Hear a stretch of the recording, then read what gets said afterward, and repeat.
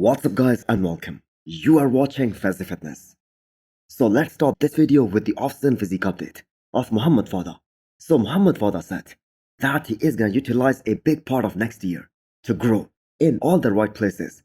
And based on this update, you can just tell that the man just isn't looking to compete anytime soon. So the body weight is in the high 280s. For a guy of that height, that's like 300 pounds if he was 5'10 or above. So the Olympia was kind of a big mess for Muhammad Foda. He was one of the very few guys who were being coached by Stefan, who did not peak right, who weren't able to nail it at 100% on the day of the show when it really mattered at the Olympia. And we have to keep in mind, this was his Olympia debut. And I am referring to the Olympia here because he looked absolutely superb at Chicago Pro. In fact, he won that show with perfect scores. And the man also looked very competitive against John De La Rosa at Tampa Pro, where he placed second. And that was actually the show after which Tyler Mannion said that Foda can be really competitive against some of the top guys if he can bring the condition. So Foda is still working with Stefan, and that is a good call, considering how awesome the man looked at certain points during his prep for this year's Miss Olympia. Now there was this huge miscalculation on their part on not doing some shows when Foda was just so ready. He himself admitted that he looked at his all-time best when he was at about 4 to 5 weeks out of the first show that he did, Chicago Pro, because the man was just so ready, even weeks out of that show. Now Foda, I think we can all agree, has got that amazing size, superb symmetry, although the back needs to come up big time. And secondly, he needs a lot more midsection control, especially during the transitions. Now I hope to see him in some of the shows in the later part of the year, maybe right before the Olympia next year. The hardcore brutal training camp of Hadi Choopan, that has been in full swing, and there are gonna be no breaks for him all the way till the Olympia next year. While Samson Dauda and Derek, they are gearing up for this upcoming Arnold in March. Hadi Choopan, on the other hand, has just one aim this time, and that is to get his Olympia title back next year. And based on what we saw at this year's Miss Olympia, where Hadi Choopan wasn't even at his full potential, he wasn't at his best, like the way he was at the Arnold. And the fact that he was still able to tie the scores with the best version of Samson Dauda to date, that is gonna give him a lot more confidence that he can still win back the Olympia title next year, if he is 100% on. Now that being said, Samson Dauda is undoubtedly a better bodybuilder in terms of the structural advantage and the kind of aesthetics that he has, the flow of his physique. But Hadi Choopan's conditioning, that is just so damn impeccable. He is just untouchable in that regard. And whether you are a fan of Hadi or Samson, it is kind of too bad that we just weren't able to see both these guys at their all-time best, battle it out, because that would have been a treat to watch for all of us bodybuilding fans. Now Hadi's conditioning, that is also attributed to his Persian genetics, but the hardness and the density that he brings to the stage every single time, that is all attributed to his brutal training style, because the man has been training like an absolute monster throughout his career. And even though Hadi was pretty damn muscular in his first ever Miss Olympia back in 2019, he looked more muscular and more denser in his last Olympia showing. His quads, however, looked better back then, but his quads were looking so damn good at the Arnold earlier this year. But this was an issue with Hani Rambar's athletes, with the quads of both Derek and Hadi. They did not look as good as we have seen from them in the past. Next up, we have an update of Andrew Jacked.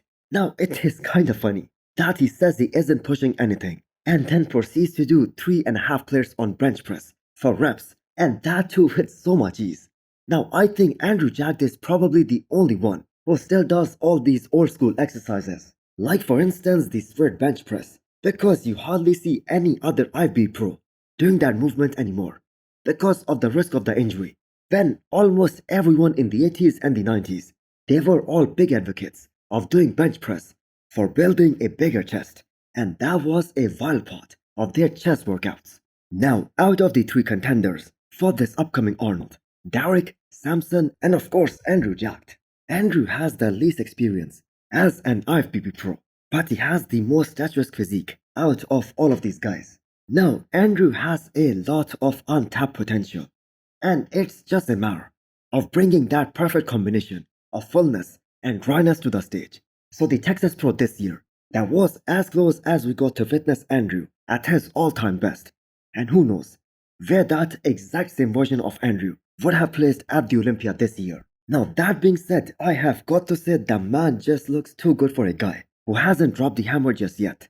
And the fact is, the man always looks so round and so 3D. So will we see some size improvements from Andrew Jacked at this upcoming Arnold, especially in the side shots? Well, in my opinion, that is highly unlikely because 2024 proved one thing, that he needs a good few months of proper off-season to put on some solid size to properly improve.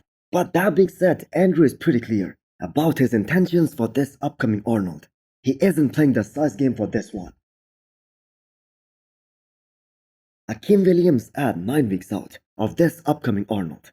So Akim looked at his all-time best, and not just at one show, but at 6 shows this year. Now, it was probably the longest Akim ever dieted during his entire pro career. And that strategy, I have got to say, worked out pretty well for him. Because if we look at his last show of the year, which was the Big Man Weekend, that turned out to be the best look of the season for him. Now, Akim was definitely falls in that mass monster category. He carries an unbelievable amount of mass and density and thickness. And the beauty of his journey lies in the fact that his waist is still the same, super small, the way it was when he first came onto the scene. And even after putting on so much muscle, so much mass, his waist is still the same. Just look at his front double biceps. That is probably one of the best in the game, especially with those arms that he has. Now his side shots in particular, they are just out of this world. So Akim is going back to the Arnold Classic. As you guys know, he started his 2024 run with this same show. Now it is gonna be a 2-day event. And let's just hope that Akim nails his look for the prejudging as well as for the finals. So Akim was top 10 at this past Meso Olympia. But we have seen this trend with him throughout this year, where he changes a lot between the prejudging and the finals. Just look at the Olympia scorecards. He was so damn good at the night show that he could have been as high as 8th or maybe even top 7 if he brought that same look at the prejudging that he brought to the finals. Next up, we have a physique update from Nial Darwen, one of the superb talents that we saw make his Olympia debut, and he was able to place 11th at his Olympia debut. Now, I honestly think that he has the smallest waist in the entire classic physique division, and he has great muscularity as well. And he not only has the tiniest possible waist, but at the same time, he has those huge quads. And after the Olympia, Niall decided to go against one of the best in the world, the best from Brazil, Ramon Dino.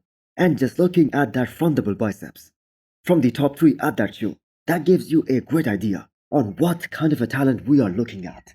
Now Ramon was certainly more mature and more polished guy on that stage, but this was a rookie year for Niall, and sky is the limit for him. So Niall has been pretty much dedicated after the Olympia this year on making some very big improvements for the season ahead, and the good thing is that he still has a lot of room to get bigger, to grow, before he maxes out for this division. Now they aren't aiming to win the Olympia next year, but he will most definitely finish in the top 10. Or maybe even a lot higher than that. So hit the thumbs up button if you liked the video. And smash the subscribe button if you wanna come back for more. Thanks for watching.